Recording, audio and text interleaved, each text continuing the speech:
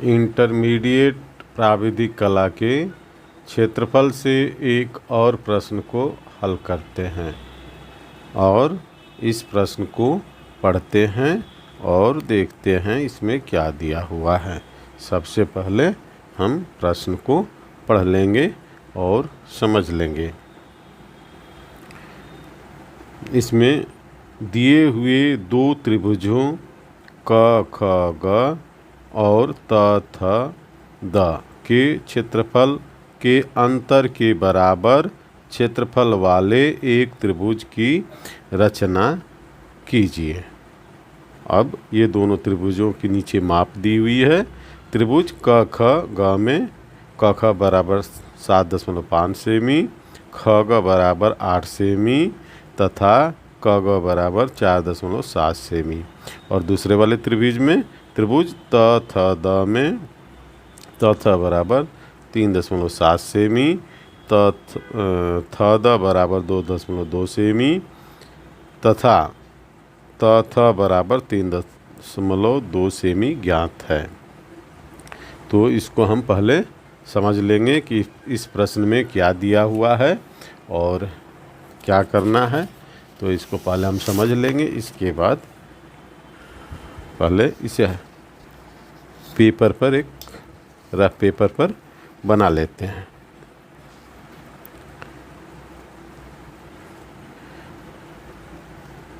दिए हुए दो त्रिभुज दिए हुए हैं, एक त्रिभुज और यहाँ पर दो त्रिभुज दिए हुए हैं।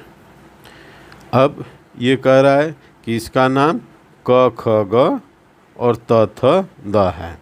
क ख ग त थ द के क्षेत्रफलों के अंतर के बराबर, यानी इसके और इसके, यानी इसमें से ये माइनस करने के बाद जो क्षेत्रफल बचेगा उसके बराबर एक त्रिभुज की रचना करनी है। एक त्रिभुज की रचना करनी है। तो इसमें ये देखते हैं क्या दिया हुआ है। एक ये त्रिभुज दिया हुआ, एक ये त्रिभुज दिया हुआ है। दोनों त्रिभुज के अंतर के बराबर, क्षेत्रफल के अंतर के बराबर एक त्रिभुज की रचना करनी है। यानी ये त्रिभुज जो बनाएंगे हम इसे अभिष्ट कर लेंगे, ये गहरी रेखाओं में कर लेंगे। तो इसमें क्या दिया हुआ है, दो त्रिभुज दिए हुए हैं और रचना किसकी करनी है, यहाँ पर एक त्रिभुज की रचना करनी है। हमेशा दोनों को अंडरलाइन अवश्य कर लेना चाहिए, जिससे कि प्रश्न भली बात हमें समझ में आ जाए। तो जो दो त्रिभुज दिए हैं पहले इनको हम पेपर पर बना लेते हैं।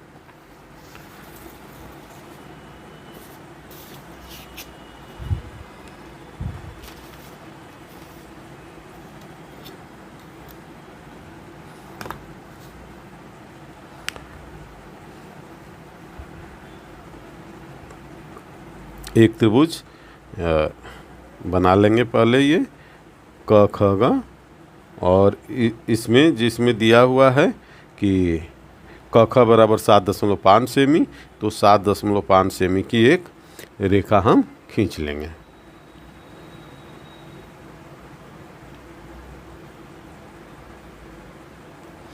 अब इस तरीके से हम 7.5 सेमी की एक रेखा खींच लेते हैं।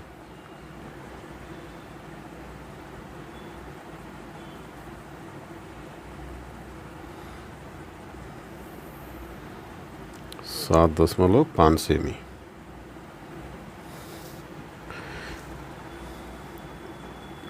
क और ख 7.5 सेमी। अब इसके बाद इसकी दो और भुजाएं दी हुई हैं जो कि 4.7 सेमी, 4.7 सेमी है। तो 4.7 सेमी की त्रिज्या ले लेंगे प्रकार में।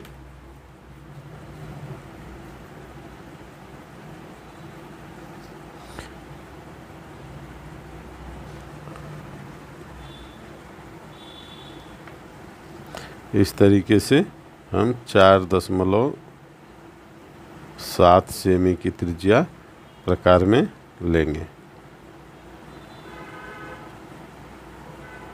ये 4.7 सेमी की त्रिज्या प्रकार में हो गया और क को केंद्र मानकर एक चाप ऐसे लगा देंगे।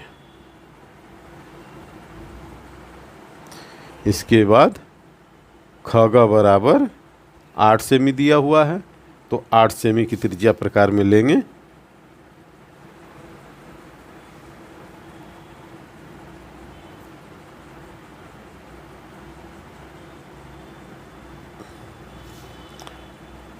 आठ सेमी की त्रिज्या हमने ये प्रकार में ले लिया है और ख को केंद्र मानकर ये जो पहले चाप लगाया था इसे हम काट देंगे। हमने ये काट दिया। अब इसका नाम हो गया ग। अब ग और क को मिला देंगे। क पर ऐसे फिर ऐसे इसे मिला देंगे। इसके बाद ख और ग को भी मिला देंगे।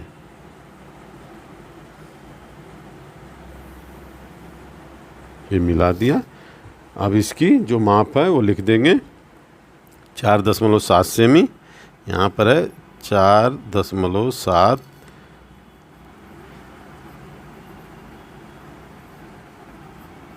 सेमी और यहाँ पर है 8 सेमी तो यहाँ लिख देंगे 8 सेमी 8 सेमी। अब एक और त्रिभुज दिया हुआ है त थ द, इसको भी यहाँ पर बना लेंगे जिसमें त थ बराबर 3.7 सेमी है तो 3.7 सेमी खींच लेंगे। यहाँ से 0 से शुरू करेंगे और 3 और 2 खाने और 3.7 सेमी हो गया। ये त और थ है 3.7 सेमी। इसके बाद 3.2 सेमी की त्रिज्या प्रकार में लेंगे। 3.2 सेमी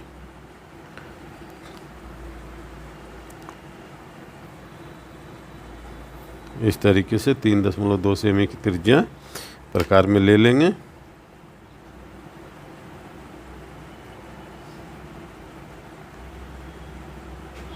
और त को केंद्र मानकर एक चाप यहाँ ऐसे लगा लेंगे और इसके बाद है 3.7 हो गया और 2.2 अब 2.2 सेमी की त्रिज्या प्रकार में लेना है।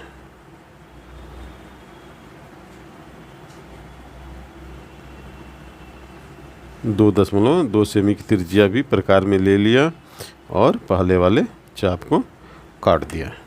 अब इसका नाम त थ द, इसे द लिखेंगे और इसको अब मिला देंगे और इसको भी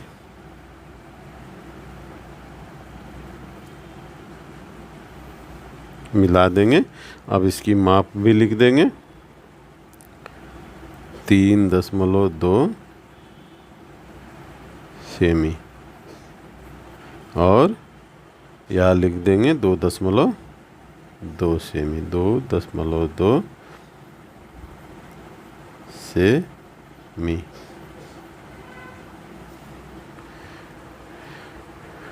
अब ये दोनों त्रिभुज तैयार हो गए हैं। अब इस त्रिभुज के जो क्षेत्रफल है उसके अंतर के बराबर, यानी ये त्रिभुज माइनस ये त्रिभुज का जो आएगा उसके बराबर हमें एक जो है त्रिभुज बनाना है। तो क्या करेंगे, इस त्रिभुज को इस त्रिभुज में बना लेंगे, यानी त थ द त्रिभुज को क ख ग त्रिभुज के अंदर बना लेंगे। इसको बनाने के लिए सबसे पहले इसको सेट करेंगे यहाँ पर क ख रेखा पर। अब क ख रेखा पर हम 3.7 सेमी की तथ रेखा बना लेंगे। 3.7 सेमी पर ऐसे निशान लगा लेंगे ये, और इसका नाम लिख देंगे घ। अब ये 3.7 सेमी हो गया। इसके बाद अब ये माप ले लेंगे। ये माप हम इस तरीके से ले लेंगे और यहाँ पर चाप लगा देंगे ऐसे, और थ द की दूरी भी प्रकार में हम ले लेंगे ऐसे। इसके बाद हम ऐसे चाप लगा देंगे।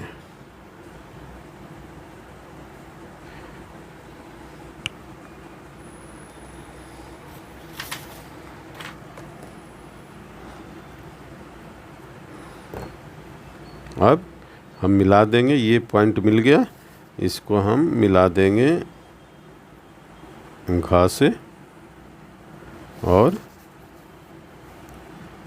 यहाँ मिला देंगे हम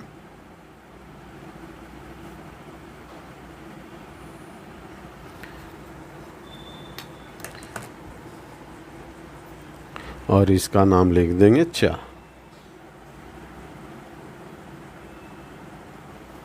अब ये त्रिभुज क ख ग के अंदर त्रिभुज क घ च बन गया, जो यहाँ पर दिया हुआ है। अब इसके दोनों के क्षेत्रफल के अंतर के बराबर हमें त्रिभुज की रचना करनी है। तो कैसे होगा? सबसे पहले हम घ और ग को मिला देते हैं।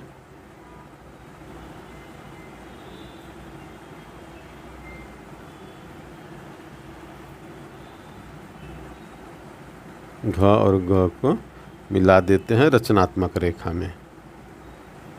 इस तरीके से इसे मिला देंगे और क ख के समांतर बिंदु च से एक रेखा खींचेंगे। तो समांतर रेखा खींचने के लिए सेट स्क्वायर का प्रयोग किया जाता है। हम सेट स्क्वायर को इस रेखा पर ऐसे रख लेंगे। इसके बाद इसको फिर हम 6 बिंदु तक ले जाएंगे और एक ऐसे रचनात्मक रेखा खींच लेंगे। हमने ये रचनात्मक रेखा खींच लिया। अब इसका नाम लिख देंगे 6। ये 6 बिंदु है। अब बिंदु 6 से घ ग के समांतर रेखा खींचनी है। तो सेट स्क्वायर को ऐसे इस पर रखेंगे, घ ग पर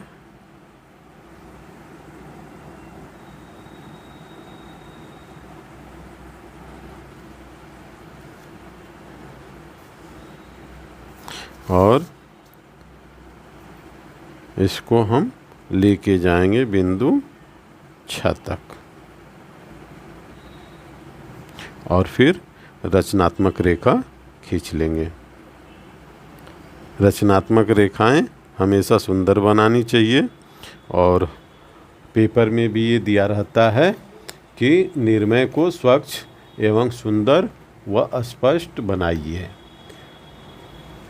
इसमें ये भी दिया रहता है कि दी गई रेखाएं रचनात्मक रेखाएं एवं अभिष्ट रेखाएं स्पष्ट हो। तो हमेशा निर्णय बनाते समय सभी रेखाओं का ध्यान रखना चाहिए और पेपर स्वच्छ रहे, इसका भी ध्यान रखना चाहिए। अब ये बिंदु जा है, ये जो समांतर रेखा है क ख को बिंदु ज पर काट रही है और ये निर्णय अब तैयार हो गया है। ज और क को अभिष्ट रेखा में मिला देंगे। हमने ये अभिष्ट रेखा में से डार्क कर देंगे तो ये अभिष्ट रेखा में हो जाएगा। अब इसे भी हमें इसको डार्क कर लेते हैं पहले।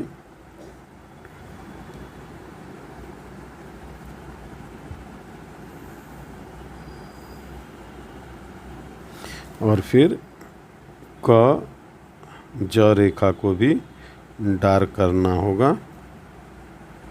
ये इसको भी हम अभिष्ट कर लेते हैं। ये हमने अभिष्ट कर लिया है। अब यहाँ हम लिख देंगे कि ज ख ग अभिष्ट त्रिभुज हैं। यहाँ लिख देते हैं, या तो और थोड़ा सा यहाँ करके यहाँ से लिख देते हैं। ये ज ख ग अभिष्ट त्रिभुज है, जो कि त्रिभुज क ख ग और त्रिभुज त थ द के अंतर के बराबर है। यही बनाना था। इसका अभ्यास करिए।